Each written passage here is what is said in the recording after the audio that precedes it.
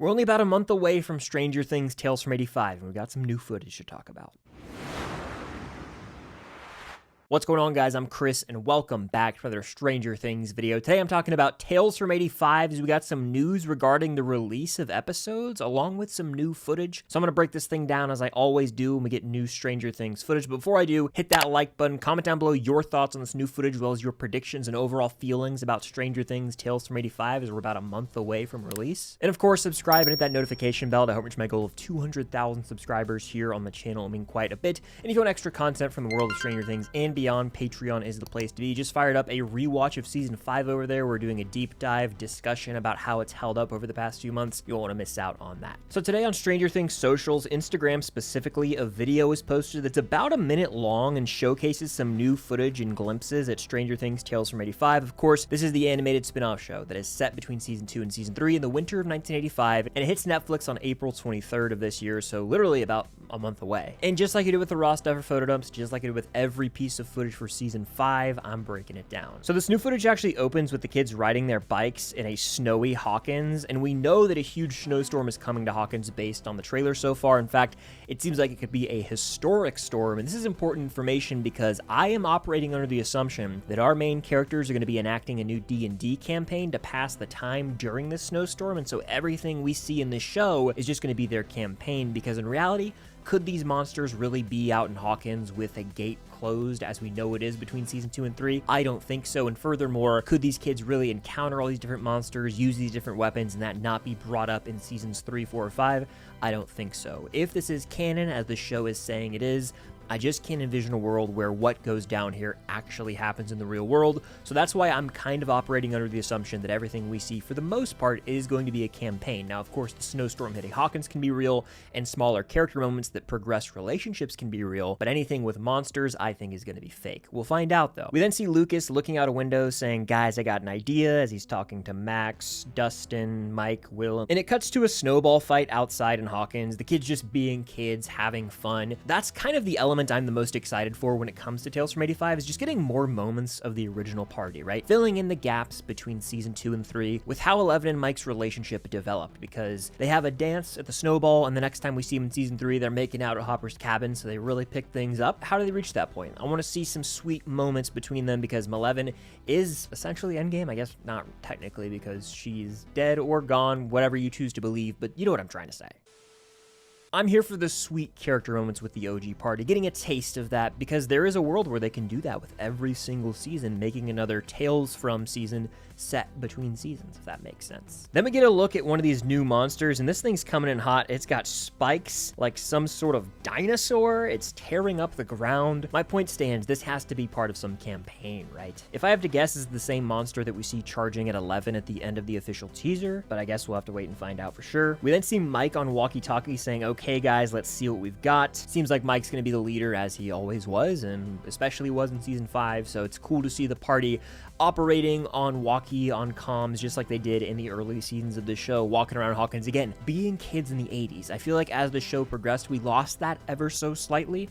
We had it the most in season 1 and 2, and so it's going to be nice to see that and have sort of those refreshing callbacks to the show that we all love. That's the point of this show to me, is just to get us back into the world of Hawkins, returning to Hawkins, if you will, and feeling like we're back in this special world. We then see Lucas examining what I believe to be probably one of these gourd horde monsters, or pumpkin monsters, if you will. There are toys out of these monsters, so that's how we've come to know the name. They have the head of a pumpkin, they have the body made up of vines and plant, so essentially they are the entire pumpkin patch come to life, hence the gourd horde. My point stands, I don't see how these can be legit, but if they do somehow want to go the route of making everything that happens in the show truly canon, one way they could get away with it, and a theory I've had, is that every monster is the byproduct of a chemical experiment gone wrong at the hands of man, and so they're trying to contain these monsters. They're not real, they're just chemical outbursts, and these mutations happen because of some sort of chemical spill, essentially. We then get a shot of the party out in the woods, snows all around, and it looks like some vine monster is potentially hunting them. Dustin opens a door, and we see some of the party examining what could maybe be Hawkins' lab. That would be a fun location to visit again, and fitting based on these monsters coming back if things were real. Will's talking to Mike and says, "I can't wait." My guess would be this is in reference to the campaign that has been teased in the teaser trailer, because we know Will loves playing him some D&D. This is no shock. A day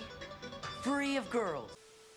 We then get a shot of the party from behind, and the sky literally looks green and orange, which has me thinking it's one of those two routes that I mentioned. The plot of the show revolves around some sort of chemical spill, maybe emanating from Hawkins' lab, or it is all just a campaign, and this is the world they're imagining as we watch the kids play through. Mike then says this is going to be awesome as he's riding bikes, and Eleven is on the back of his bike. We get a recycled shot of one of these monsters that I believe is called a vine dog, but I could be wrong there. It's sort of a Demodog hybrid that again has chemical elements with that glowing green, almost looks like ectoplasm, something from Ghostbusters. So there's still going to be some 80s love here and nostalgia in that sense, references to things that inspired Stranger Things certainly, but it does kind of seem like it's going to stand on its own as well. We then get another shot of that man in the hazmat suit like he's straight out of Monsters, Inc., shooting a flamethrower at this dog that's running around, along with the party all breaking it down in what appears to be the Wheeler basement. You know what that means. It's go time with a campaign. That's literally where we saw our kids end this show in the final shot of Stranger Things. They all say goodbye to D&D in Mike Wheeler's basement. So this is the hangout spot. It always has been for Stranger Things kids. We get one more shot of Will and the others out in the woods, and the final shot of this new footage is like the mouth of what looks like a Demogorgon roaring like the dang Kraken from Pirates of the Caribbean. If I had to guess, this is the queen of all these monsters, the Queen Demo. I'm not sure what the exact name is going to be, but we've seen a shot from the teaser of Will facing off against it with a weapon in hand. And so this is like the big baddie monster of this new season, apparently. And if you look at the bottom, it looks like there's even a character maybe tied up. Could that potentially be Nikki? I can't really make it out from here, but Nikki Baxter is one of the new characters that's going to be featured in this show. So we're getting new monsters in Tales from 85. It goes without saying. We have the pumpkin gourd horde, some vine dogs, and other unnamed monsters. There's like a vine arm coming after Stephen Dustin in the teaser. So we're expanding the lore of Stranger Things. It's just a matter of how much of it is actually canon, right?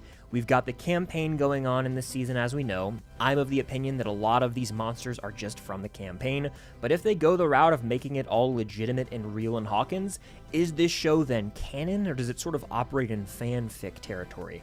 I hope this show cements that. Like, I hope it announces it up front, says, hey, this is canon, or hey, this is an imagination based on the world of Stranger Things. Whatever it is, I hope we get those answers pretty early on. But what's really neat is that the purpose of this footage was to announce that the first 2 episodes of Stranger Things Tales from 85 are actually getting theatrically released in the US. On Saturday, April 18th, we have a Stranger Saturday, as you can go see these 2 episodes at exclusive theaters, and if you do, you actually get this limited edition collectible, which I don't know if they've revealed what that is or not, but it's pretty fascinating that they're going the theatrical route with Tales from 85, an animated spin-off of Stranger Things. It does check out if you think about it, because Netflix is releasing more of their stuff theatrically. Look at the recent season of One Piece, of course the Stranger Things season 5 finale, and now this. It seems like more of their premieres and finales for shows they want to do theatrical releases for, to maybe try and get their way in with theaters more and release more of their shows and movies theatrically. So I asked the question, are you going to see these 2 episodes in theaters? Or are you going to wait till they all drop on Netflix on April 23rd? Let me know down below. But of course, what do you make of this new footage? That kind of does it for my breakdown.